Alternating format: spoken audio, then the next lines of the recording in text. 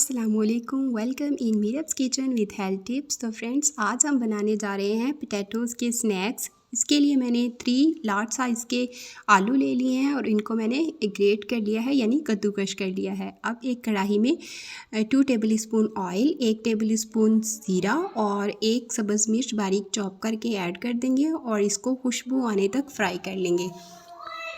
अब इसमें हम ऐड कर देंगे अपने ग्रेटेड पोटैटोज़ और इसको हम अच्छे से मिक्स कर लेंगे और 2 से 3 मिनट के लिए हम इसको फ्राई कर लेंगे ताकि इसका पानी सूख जाए, ड्राई हो जाए। और अब हम इसमें ऐड कर देंगे 1 टीस्पून नमक, 1 टीस्पून हल्दी और 1 टीस्पून रेड मिर्च। और अब इन सभी स्पाइसेस को हम मिक्स करके 2 से 3 मिनट के लिए कुक कर लेंगे ताकि इनका कच्चापन ख़त्म हो जाए। और अब हम इसमें ऐड कर देंगे हाफ़ कप सूजी से इसमें एक बहुत ही अच्छा क्रिस्प और फ्लेवर आ जाएगा, बहुत अच्छा टेस्ट आता है। तो इसको हम 2 से 3 मिनट के लिए पका लेंगे। और अब आलू और सूजी को कुक करने के लिए हम इसमें ऐड कर देंगे हाफ़ कप पानी। थोड़ा सा इसको मिक्स कर देंगे और हम इसको ढक कर 3 से 4 मिनट के लिए कुक कर लेंगे ताकि हमारा मिक्सचर जो है वो अच्छे से पोटैटोज़ भी कुक हो जाएं।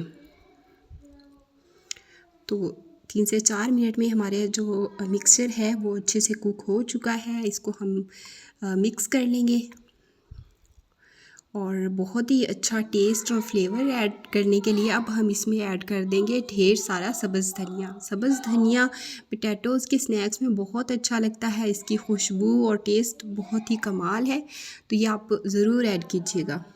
इसको हम अच्छे से मिक्स कर लेंगे। तो फ्रेंड्स, आप भी पोटैटो स्नैक्स ज़रूर ट्राई कीजिएगा और मुझे बताइएगा कि आपके स्नैक्स कैसे बने। तो इसी दौरान अगर आपको मेरी वीडियो पसंद आ रही है तो वीडियो को लाइक, शेयर और चैनल को सब्सक्राइब ज़रूर कर दीजिएगा।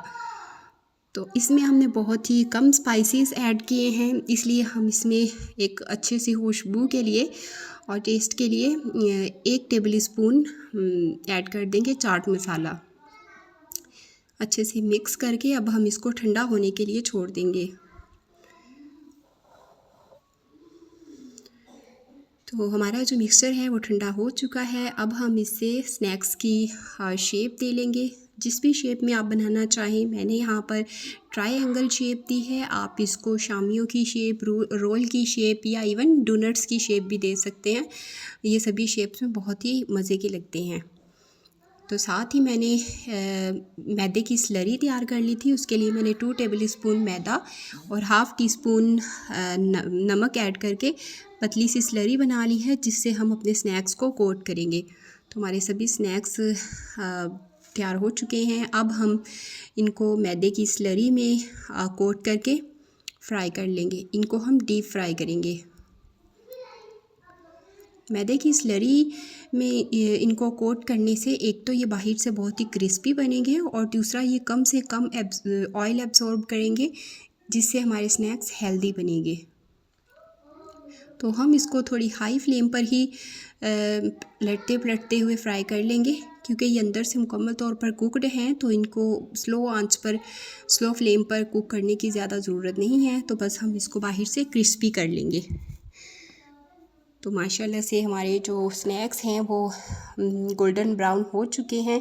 देखिए, बहुत ज़बरदस्त इसकी लुक बनी है। तो ये बहुत बाहर से फुल क्रिस्पी और अंदर से सॉफ्ट बने हैं। तो मिलते हैं नेक्स्ट वीडियो में। अपना ख्याल रखिएगा, मुझे दुआ में याद रखिएगा। अल्लाह हाफिज़।